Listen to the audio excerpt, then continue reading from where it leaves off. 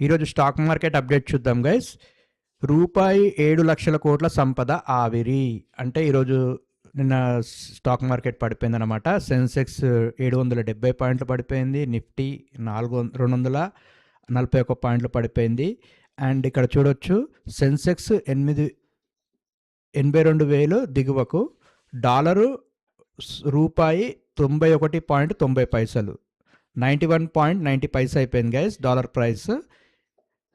So dollar rate కూడా పెరిగింది. FII అమ్మకాలు రూపాయి 4,113.38 కోట్లు.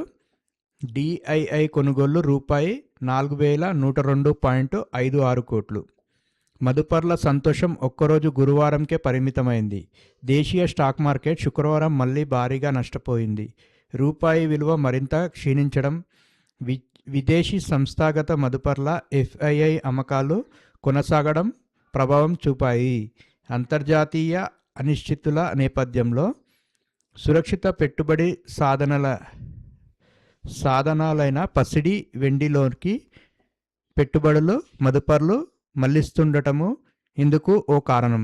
దేశీయం మద్దతునిచ్చే పరిణామాలేవీ లేకపోవడం వల్ల సెంటిమెంట్ బలహీనంగా ఉంది. డాలర్తో పోలిస్తే రూపాయి మారకపు విలువ 32 పైసలు తగ్గి 91.9 వద్ద ముగిసింది. రూపాయి విలువకు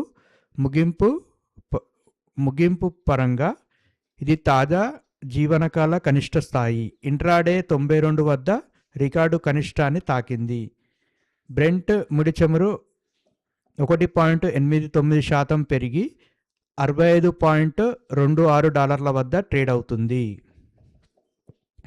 ఇది బేరిష్ అంటారు గైస్. కిందికి ఉంది కాబట్టి దీన్ని బేరిష్ అంటారు, అంటే స్టాక్ మార్కెట్ పడిపోయిందని. పైకి ఉంటే బుల్లిష్ అంటారు.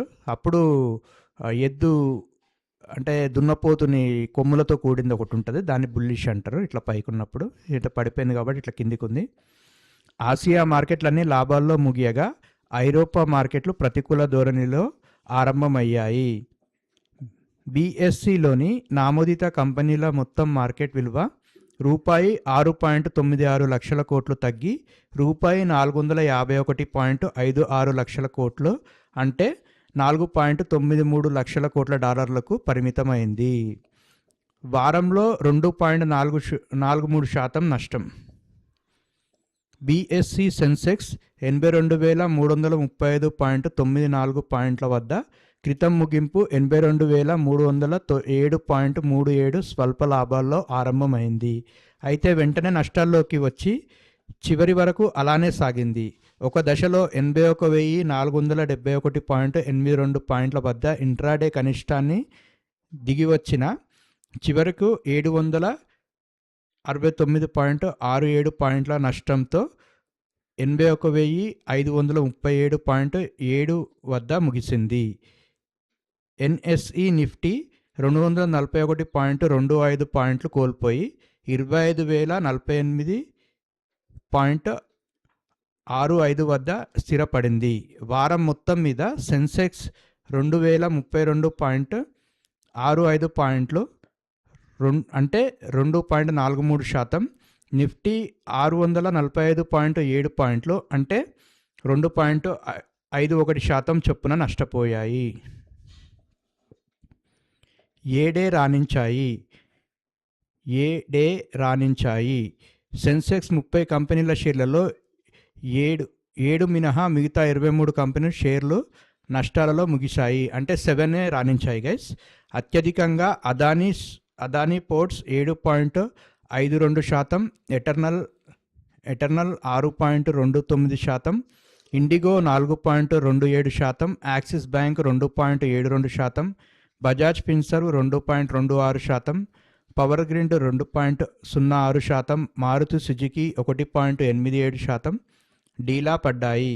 హిందుస్థాన్ యూనిలీవర్ 0.92%, టెక్ మహీంద్రా 0.79%, ఇన్ఫోసిస్ 0.44%, హెచ్సిఎల్ టెక్నాలజీస్ 0.23% పెరిగాయి. డాలర్ రూపేణా తీసుకున్న రుణం వచ్చే నెలలో తీర్చాల్సి ఉన్నందున 15 ఏళ్ల కాల వ్యవధికి రూపాయల్లో రుణం తీసుకున్నట్లు జిఎంఆర్ హైదరాబాద్ ఇంటర్నేషనల్ ఎయిర్పోర్ట్ తెలిపింది. $287 మిలియన్ రుణాన్ని తీర్చేందుకు రూపాయి 2,100 కోట్లు రూపాయి 2,100 కోట్ల రుణాన్ని 7.82% వడ్డీకి తీసుకున్నట్లు వివరించింది.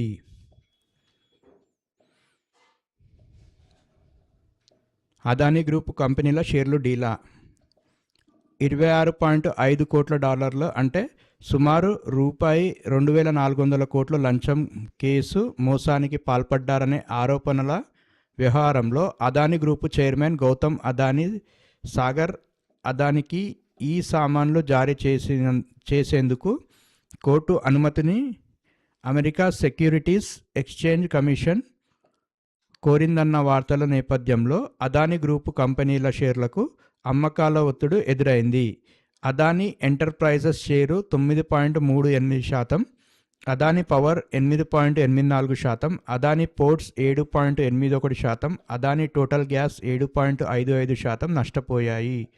ఈ వార్తలకు తోడు అక్టోబరు-డిసెంబరు త్రైమాసిక నికర లాభంలో క్షీణత ప్రకటించడంతో Adani green energy share 13.2%, Adani energy solutions 10.57% పతనమయ్యాయి. అదానీ గ్రూపునకే చెందిన Ambuja cements 5.98%, Sanghi industries 5.96%, ACC 2.76%, NDTV 5.31% చొప్పున డీలా పడ్డాయి. మదుపర్లకు వాటిల్లిన నష్టం రూపాయి 1.4 లక్షల కోట్లుగా అంచనా వేస్తున్నారు. ఇది గైస్ అదానీ గ్రూప్ కూడా డీలా పడింది. అంటే 7 రాణించాయి. దాంట్లో ఏవంటే